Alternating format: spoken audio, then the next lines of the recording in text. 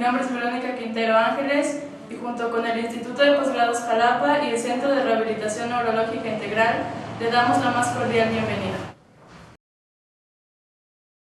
Sara Julia Castellanos Quintero, que es doctora en Ciencias Pedagógicas, licenciada Arisleida Caridad Morales Montano, licenciada en Educación con especialidad en Defectología, y el doctor Delvis Elais Fleites Torrijos, médico general y especialista en rehabilitación física.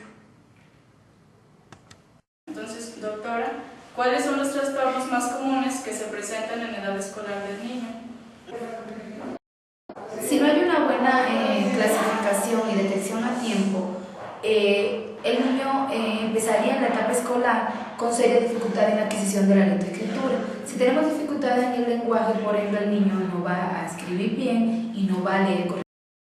Desde ahí se van a devenir otros trastornos de la lectoescritura que así son llamados, como son la dislexia y son la disgrafia, porque sería muy importante definir estos también trastornos. Tenemos un niño que no habla bien y normalmente escuchamos, incluso hasta en la tele, que dicen que los niños son,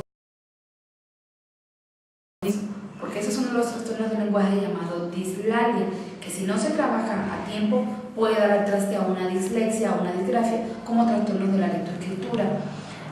Cuidado, maestros de grupo, porque estos niños los van pasando con dificultades en lenguaje de un grado a otro, ya terminan su primaria con serias dificultades en el lenguaje.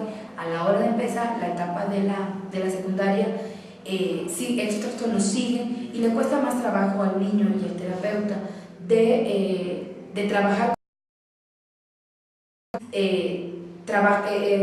sacarlo adelante. Por eso la importancia de la detección a tiempo y el nombre que el diplomado lleva, ¿no?